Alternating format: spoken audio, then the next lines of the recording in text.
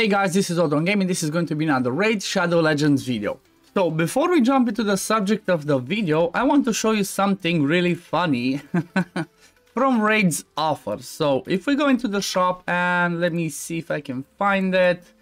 The Aethel's Power Pack. You know, this is one of those packs where you kind of choose what you want to get. You know, you have energy, more energy, and then you have, you know, at the end, multi-battle silver, XP boosts, or arena, or 3v3 refills. So the funny thing about this one is you have the option to choose between 10 energy refills or 1400 energy.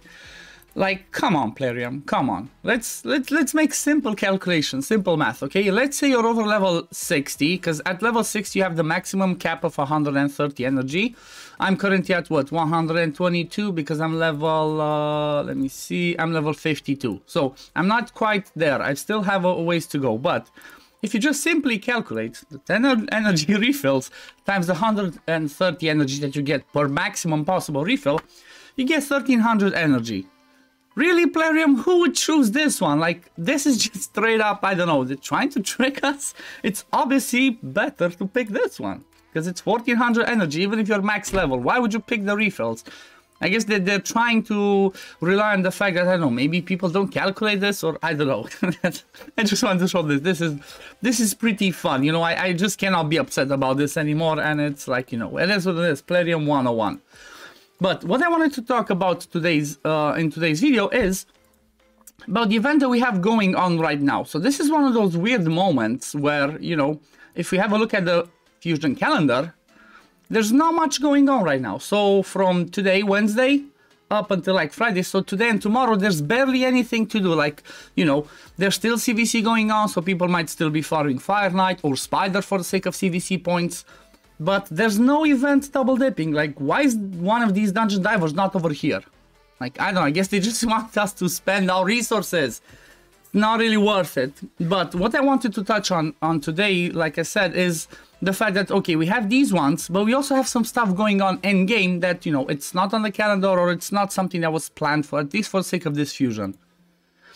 We have on the tournament, we have that, you know, Lizardman tournament of doing dragon with only Lizardman. Honestly, the reward's pretty good, but if you do not have the Lizardman to do this, just skip it, ignore it. It is what it is. On the main account, I'm doing it because I have Dracomorph, I have Venomage, I have plenty of options to do that, and I'm gonna go pick myself the Void because, you know what, Voids are really hard to get. Like, I get usually around 25, maybe maximum 30 per month, something like that, by doing my daily stuff, by doing Ultramir Clan Boss, doing the Doom Tower, so not too many. So if I can grab myself another one, I'm gonna do it on the main account. But on the free-to-play, I'm definitely gonna skip it. Then we obviously have the Spider tournament, which just started. Fire Knight ended yesterday. Honestly, didn't do anything of the Fire Knight because you saw what I was focusing on the free-to-play. I was mostly focusing on getting my masteries. Like, I spent, I think, around 600 to 700 gems yesterday to get my masteries, and I basically skipped this. I did a few fights because I had a progress mission, and then I did the last fight today just to grab myself 100,000 silver, because why not? You know, why not? If I could do that with just one fight and not invest too much energy, I did it.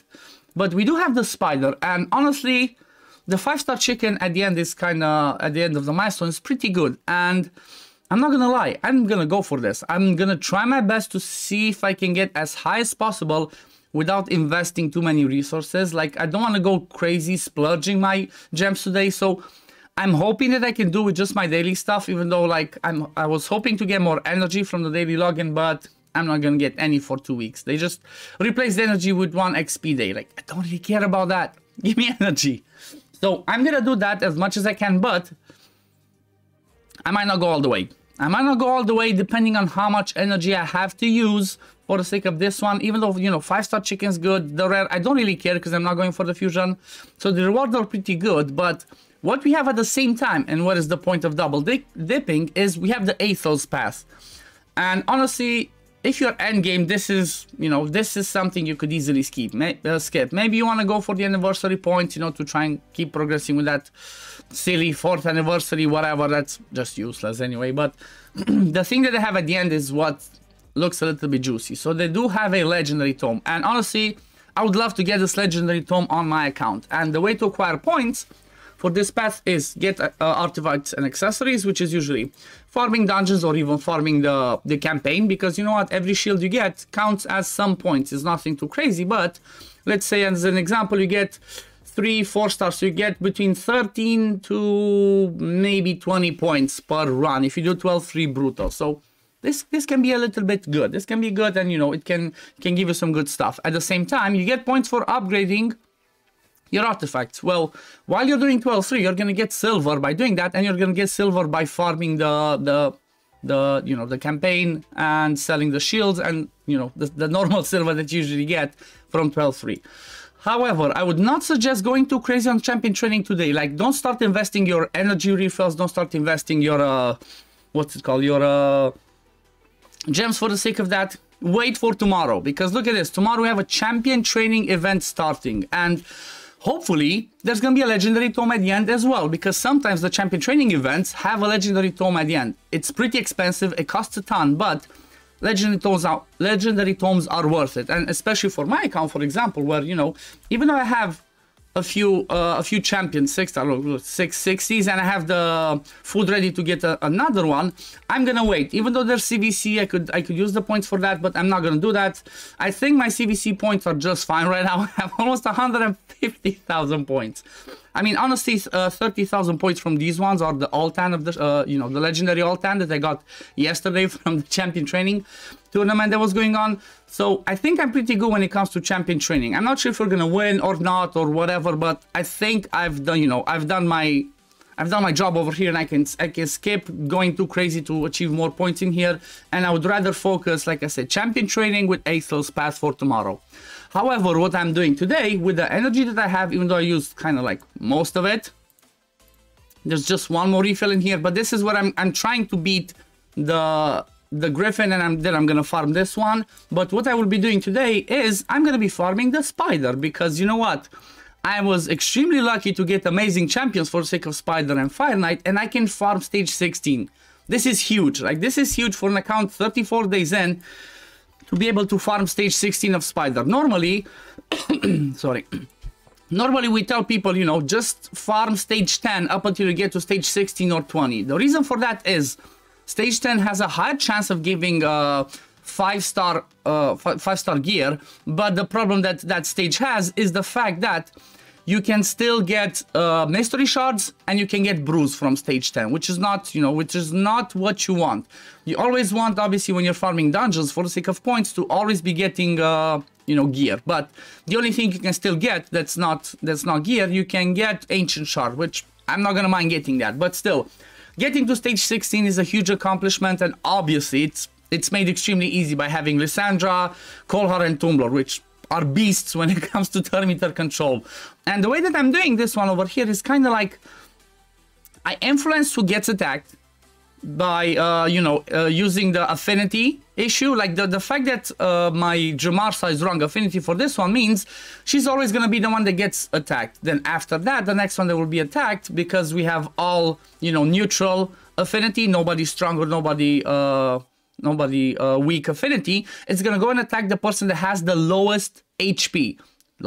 So basically my team, I made it in such a way that my shield guard always has the lowest HP, so he's gonna be the next one being attacked by the spiderlings. He also has a lot of defense, because he's defense based, and that's how his damage scales. So it's a lot easier for me to do this, and honestly, by putting the right presets, I made this be 100%. Like, you know, I guess I have to have the worst luck in the world to have this not be 100%. But from what I've tested so far with the right presets, again, it works just fine. And you know, I can easily farm this, and I'm confident enough to do super raids because it's not gonna fail. The only downside is, and this is something that I just thought about, I'm a dum-dum, is if you do super raids, come on, be defense one. Why do I have to keep getting resistance? I want the defense one with speed for my shield guard. Currently he's running a resist one, and I'm also missing a crit damage amulet. But the reason for not doing super raids, for example, right now is, again, I just realized I should have thought about it faster, is during CVC you're not gonna get double points. So if you do super raids, you're not gonna get double points for this one. So for example, every run that I do on stage 16, I get 100 points. If I'm using super raids, I basically use the energy of 2 runs in one single run and get 2 rewards. But the points you get for CVC are still just for 1. So keep that in mind. During CVC, super raids do not work, and it's the same thing when if you have like a clan quest that requires you to farm certain dungeon. If you do super raids, it only counts as 1, so be careful with that. But let me show you a little bit my preset that I'm using for the sake of this one to make it 100%. And it's mostly relying on the turn meter controllability, so you know you don't stack them on top of each other. You give a little bit of space between them. So by the way that I did it is I made Lysandra open with this one that fully depletes the turn meter. Okay, so this one's the first one that goes. Then the second one, it's gonna be, which is gonna be on the second turn, is gonna be Cold Heart. So the reason why I don't have Cold Heart open with a Heart Seeker is because she's pretty fast right now, and I cannot get a perfect, you know, I cannot get a perfect speeds without changing some people in here to have Tomb Lord go first with a decreased defense. Because when you have a Cold Heart in there that does damage based on any max HP, you want the decreased defense, you want weaken if you have to go before, you know, she does her big smack. So because my Tomb Lord's slower, I just made a Cold Heart open with the A1. Tomb Lord comes with a decreased defense and AoE decreased attack, which is huge for sake of Spiderlings. And then the next time she comes around, she does the Heart Seeker. What does that mean? That means that the first time Lysandra depletes the turn meter on the A2, which, you know, even if she gets resisted, you have the backup because Cold Heart's gonna come back to her Heart Seeker and she's gonna deplete it. So by rotating those, I can keep the main spider from not going.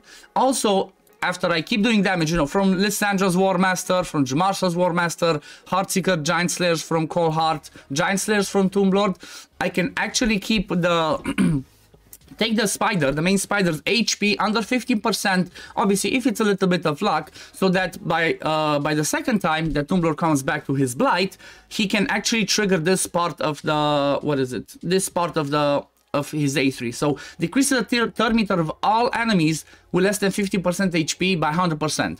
So if by the time I get to his A3 again, if the main spider's HP is under 50%, I'm just gonna deplete it, so he's never gonna get the turn. And I just keep rotating through my skills.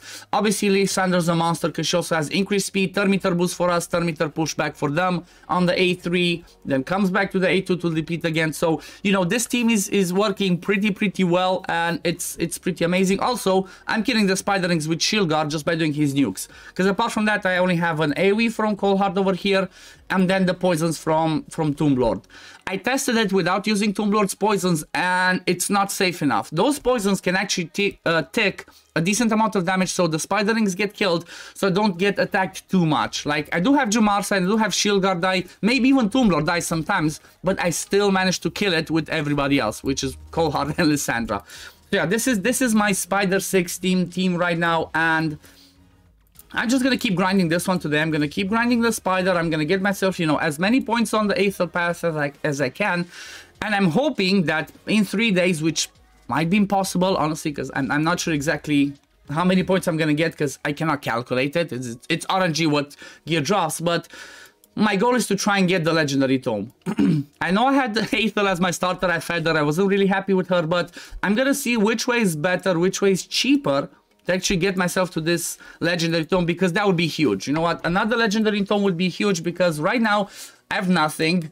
And, you know, my luck was pretty good with shards, but with books, I guess I started good here, but then the last 4 books yesterday all went to the A1, which I don't care. I don't care about Tomb Lord's A1. So I still need another 2 Legendary Tomes here. Then I do need another 2 tomes here for Lysandra, plus another 4 here. So I need, what, 4, 6?